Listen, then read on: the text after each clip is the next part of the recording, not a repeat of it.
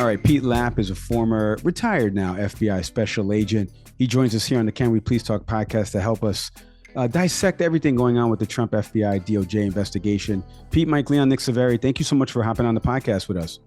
Thank you both for having me. I'm humbled and honored to be on your podcast. Well, Pete, that's a soundbite that will live now in infamy. And thank you for saying that. We Pete. make sure our producer cuts that out, Tim.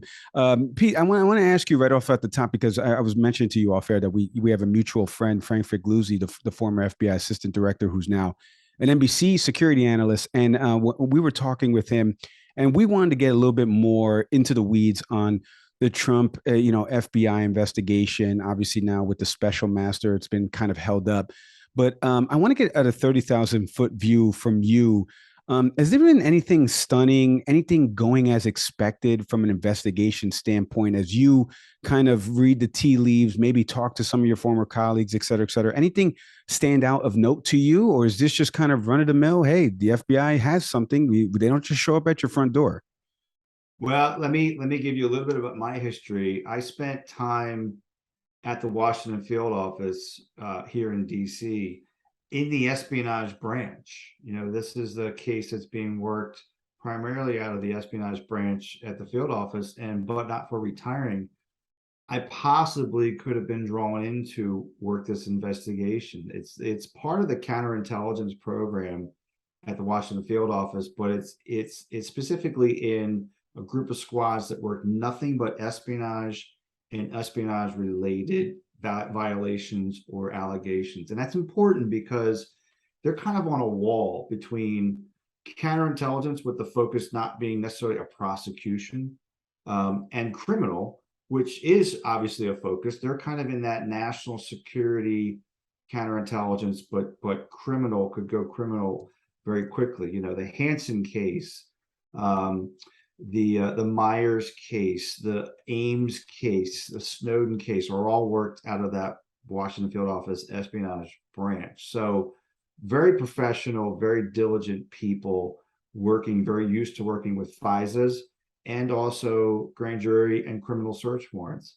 Obviously the news of the executing of the federal criminal search warrant was unbelievable, unprecedented, and to be honest with you, as an American citizen, startling.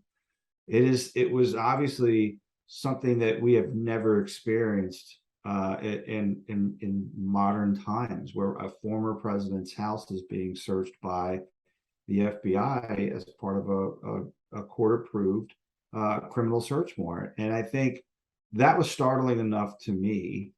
But the picture that the FBI released really jumped out at me, and that was my kind of oh darn moment, if you will, because the type of covers that you saw, the public saw, the top secret covers and the secret covers and all those different markings, those were things I worked with and were used to within the FBI, but to have them in the public space was just startling. And the fact that there was writing like HCS, which is a special access program, a compartment that was closely held by those that control HCS, really jumped out at me and was incredibly startling, to be honest with you. And it's scary for a variety of different reasons, as a former investigator. Pete, just from your experience and what you were just speaking to, and you're just taking us through one photo that we all saw.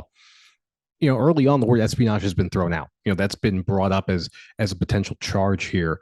From everything you know so far, does that seem like a viable argument for the Department of Justice? So I look at it in terms of espionage and espionage related. There's obviously the Espionage Act of 1917, which has, the 794 charge, which in my mind is the classic espionage. It's what Ames and Hansen and Montez were charged with. It's providing national defense information to a foreign power, right? And it's usually a clandestine relationship. That, to me, is what I consider espionage.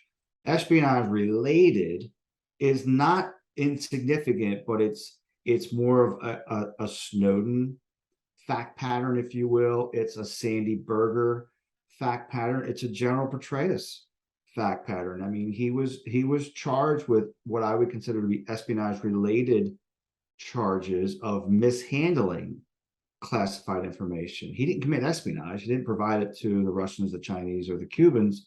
Gave it to someone, his girlfriend, who didn't have a clearance. So it was espionage related. I think it's important to make that distinction because espionage is super, super serious, and espionage related is serious. But we're not talking about, as far as we know in the current public domain, the former president handing classified information to a foreign power. And I hope we never get to that point, because that is really we will go far into the unprecedented world. I hope we're just talking about a mishandling, espionage related type charge, if there are charges for anyone at some point in time. Assuming it would be espionage related, what type of penalty, what may be the ramifications in your view for the former president and associates possibly? Well, anyone who's charged with that, so when you go to espionage, right, you're looking at a life sentence or death. I mean, the death penalty is still a viable option for espionage. Okay, and it to me emphasizes the point of how incredibly serious the government takes classifying, especially special access programs. Those in the Espionage Act, and you look under 794, there's 7 different types of information that can result in the death penalty. Robert Hansen gave the Russians the identity of 3 individuals that the U.S. intelligence community had recruited in Russia who were committing espionage for us and against the Russian government. The Russians found them because Hansen gave them the names, and they were investigated, arrested, and executed. That became a death penalty count. It shows me how serious, and it shows the public, I think, how serious the government takes classifying special access programs and all of the different compartments that unfortunately you saw on the floor of a public hotel. Again, the espionage related sentence, we're looking at probably, about 10 years, give or take, in terms of a normal sentencing. Sandy Berger didn't do any jail time. General Petraeus didn't do any jail time. They were all negotiated pleas. There were significant punishments. General Petraeus lost his clearance and had to pay $100,000 fine, and there were serious repercussions to his espionage related plea. But we could be looking at a relatively significant period of time in terms of a sentencing. It's not as extreme as it would be if it was espionage. Under the espionage related, it's less time, if you will, because I think the impact the government looks at in terms of it's less damaging handing it to the Chinese, the Russians, the Cubans, and letting them have that information without our knowledge. That's incredibly damaging. Mishandling it and having outside the control of the government, not quite as damaging as espionage. However, we do have to look at the compromise of sources and methods, and that's significantly important as well. Well, I'm so glad you said that, Pete. You fed right into the follow-up, almost like a Stockton to Malone type of pass. So let me dunk it here as the mailman would. We talked about the mutual friend that we have with Frank Figluzzi over at NBC. He said this recently when he was on White House with Nicole Wallace. I want to play the clip for you, and then I want to get your reaction on the opposite side.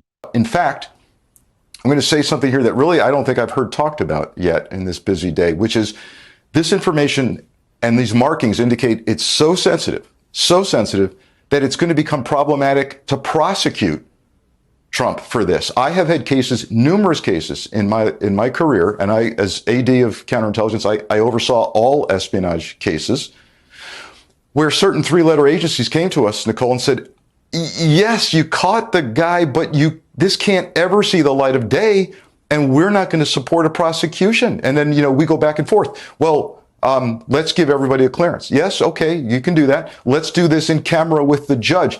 Okay, but ultimately, we've got to get out there and explain what it was and how damaging it was. We're at that level now where it's so incredibly sensitive that it's going to be a challenge to prosecute it. Quick break here. We are presented, as always, by Fresh Roasted Coffee. If you could see my screen here.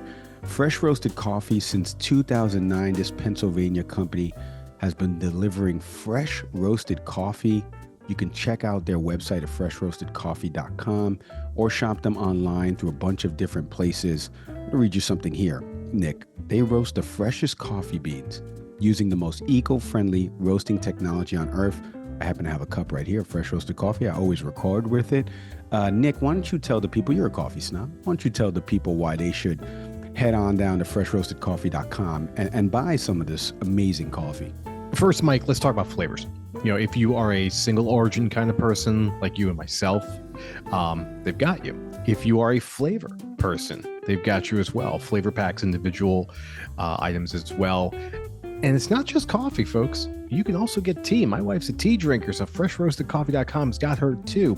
But more importantly, you can learn about the coffee. When you get to the website, there's a quiz that tells you what's the coffee that's best for you. Sumatra is my blend, and they got that one right. I can tell you that for sure. They'll do the same for you when you head over to the website.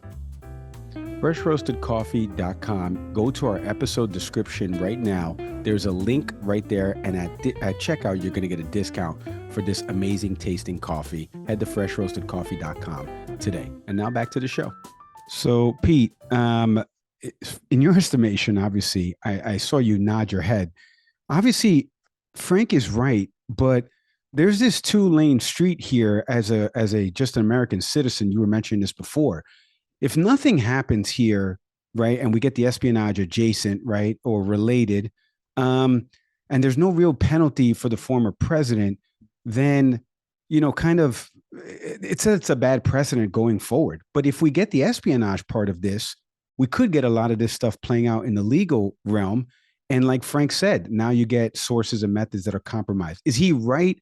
What do you make of his entire clip there? And then like what he said about prosecuting this? 100% right. I myself, in my experience, and we'll talk about Ana Montes, you know, towards the end, I came across information that was a special access program during the course of the investigation. I had a top secret clearance. I had many compartments. While I didn't have this particular compartment, I wasn't read into this SAP. I found the information on her personal computer that had been underneath her bed in her private home. That SAP I had to get read into.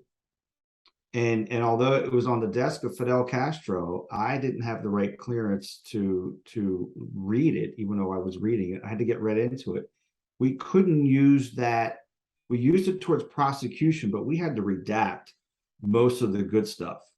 And it was incredibly damaging information. She knew how damaging it was, and it could have related in a death penalty charge. But because of how classified it was, like you said, like Frank said, the agency that owned that information would never allow us to use it in court.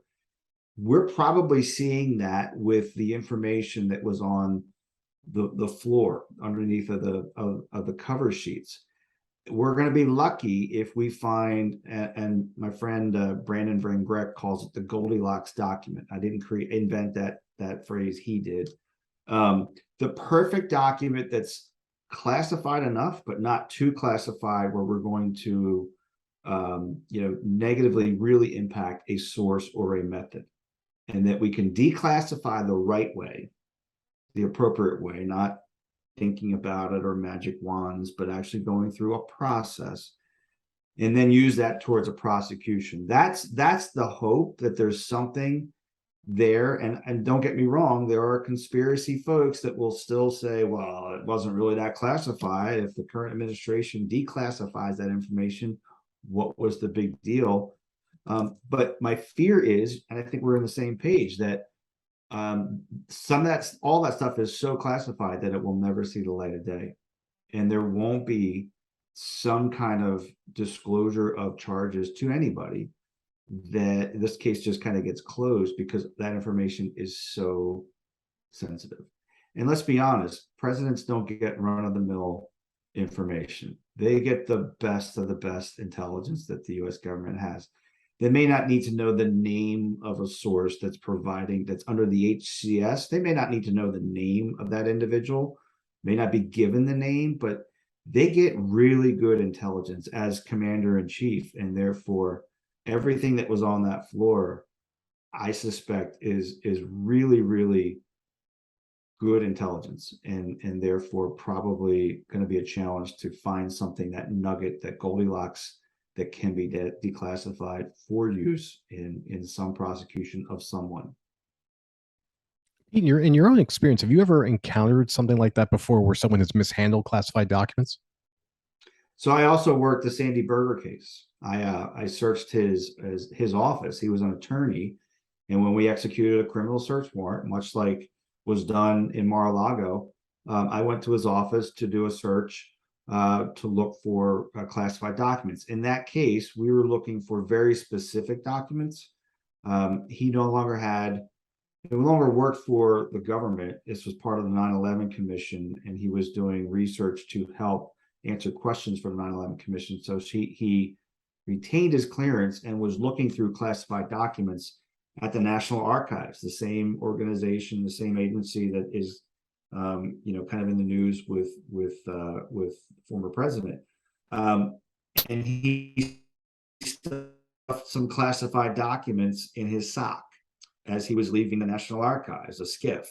Now, we're only talking about a handful of documents, because how many documents can you really stuff in your sock?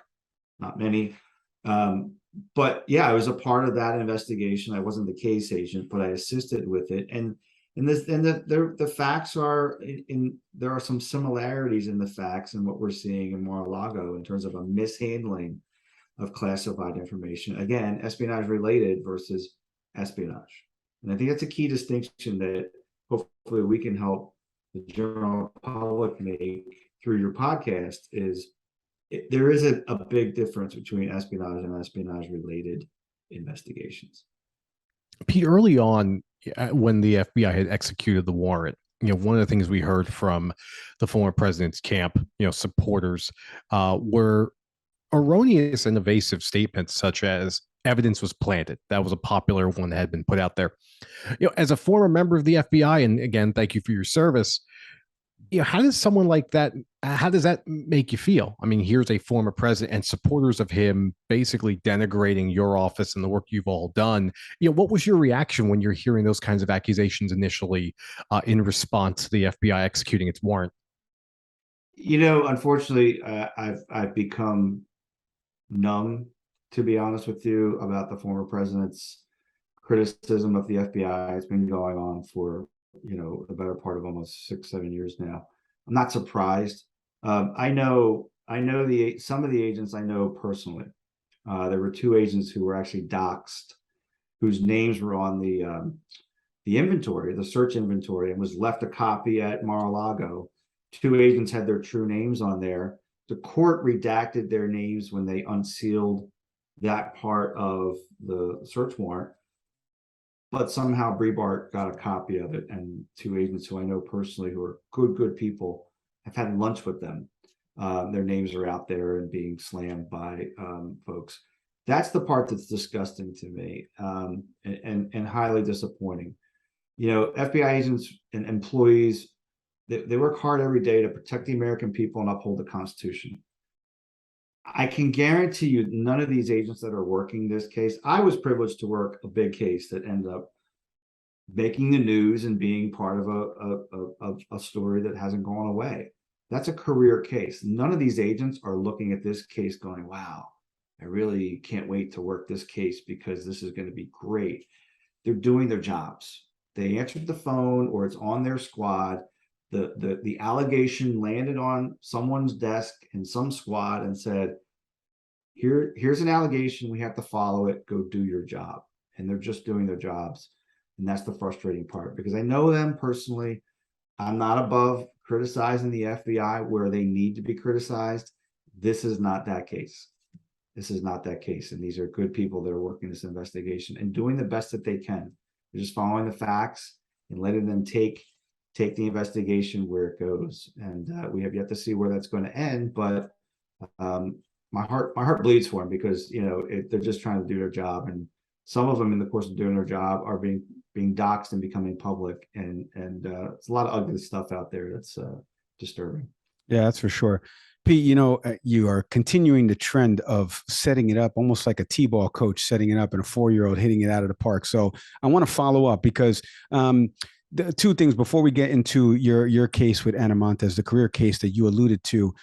You've been saying a lot of different terms here in relation to how an investigation starts. Can you take our audience through that, like what these terms actually mean and how you think or know, potentially because of the people you've talked to that have been involved with this, how this all came to be? Like, how does this land on someone's desk? And then what's the kind of chain of command or the process that a normal FBI agent would go and then escalate this and eventually what ends up happening in Mar-a-Lago? So let me be clear. I haven't talked to anybody currently working the case about the case. I haven't had any conversations with them. They're a little busy right now. They don't have time for Pete Lapp, and that's fine. I'm going to give you my opinion based on my experience when I was on the job. An allegation would come to the FBI. More likely than not, it would go to FBI headquarters. NARA would have come over to FBI headquarters and said, "We have a problem. Here's what we have, and here's an initial write-up of the facts that we know." FBI headquarters would determine if there's enough predication to open a case. And obviously there's a lawfully predicated investigation that was approved. This case, the facts and the allegation, I assure you, would have went all the way up to the director of the FBI. He would have more than likely given his blessing to say, we're going to open a criminal investigation, an espionage related investigation involving the former president of the United States.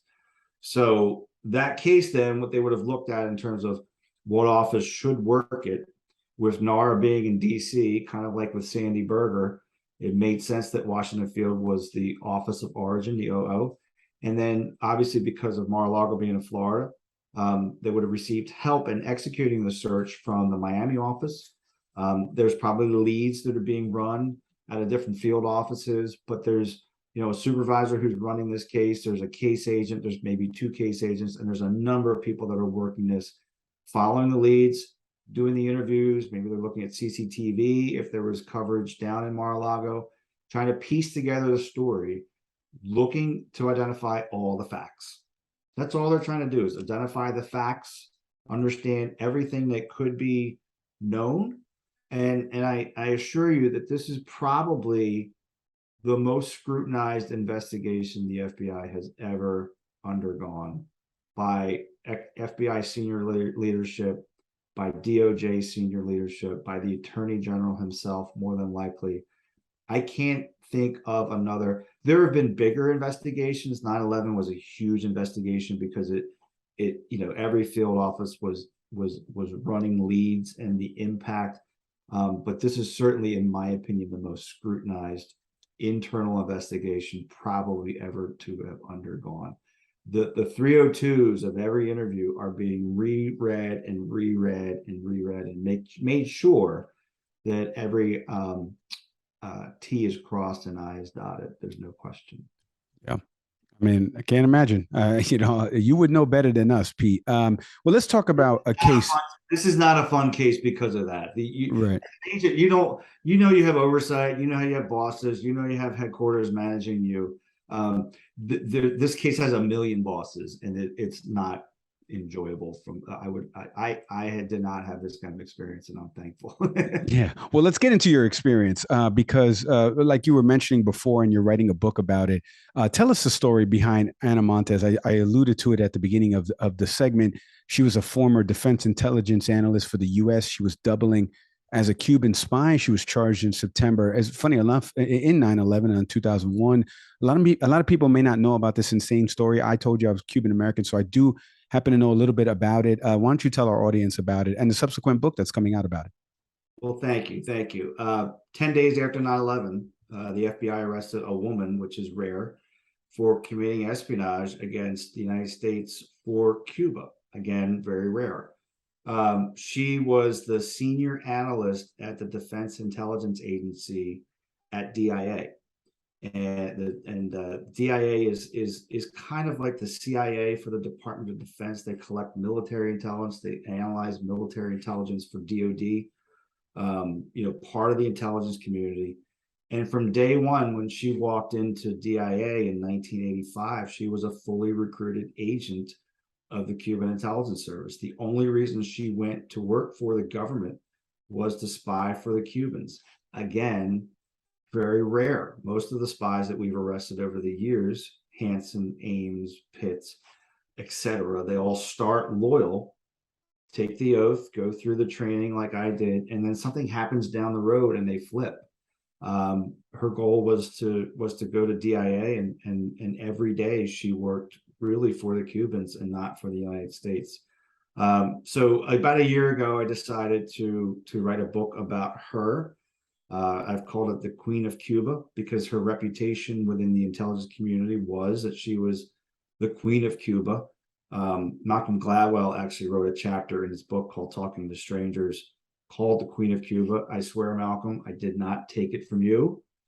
I'm honored to be associated, but if anything, Malcolm owes me because he knows her name because I arrested her and was with a team of folks that arrested her. So I like to tease a little bit about that, but it's a story about the investigation. I wanted to, FISA, you're familiar probably with the term FISA.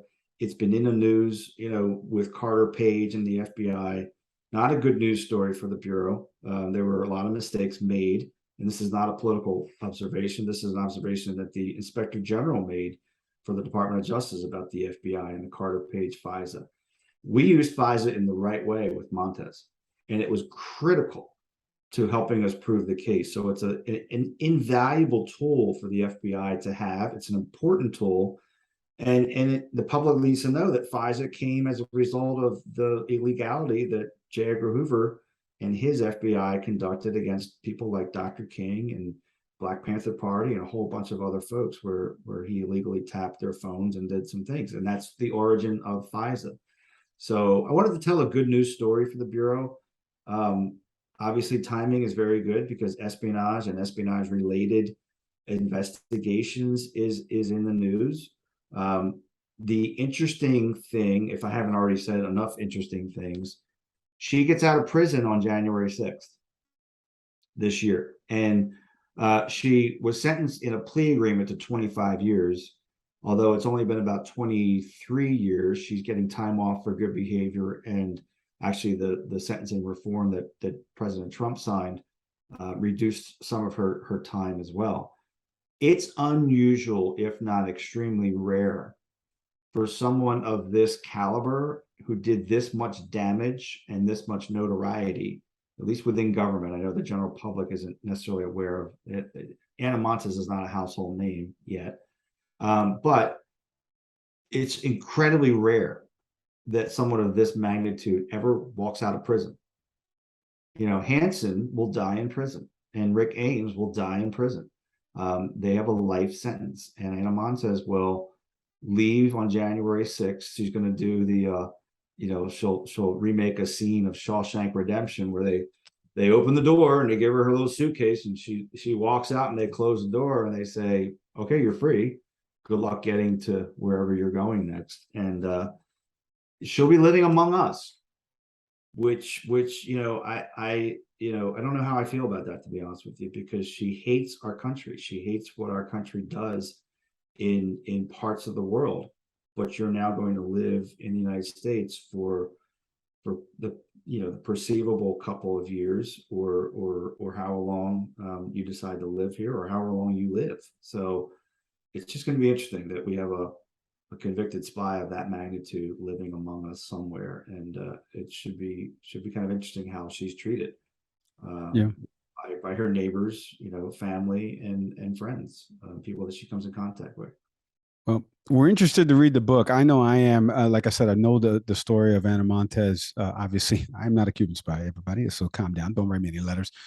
Pete, I can't thank you enough for coming on the program today. When that book comes out, welcome to come back on the program to talk about it for sure, because we're excited to read that. Pete Lapp, follow him on social media. I think he's somewhere on social media, but you can find him now. At Pete Lapp on Twitter. There we go. There we go. And we'll look out for the book. Pete, thank you so much for hopping on the podcast today with us. Continued success to you, sir, and please stay safe. Thanks, Mike. Thanks, Nick. Appreciate your time. Hey, thanks for watching the Can We Please Talk podcast. Whatever clip you just watched, we hope you enjoyed it, and we hope you stick around for some more. Subscribe to the channel. My partner's over here smashing the button. Come on, do him a favor. So hit subscribe.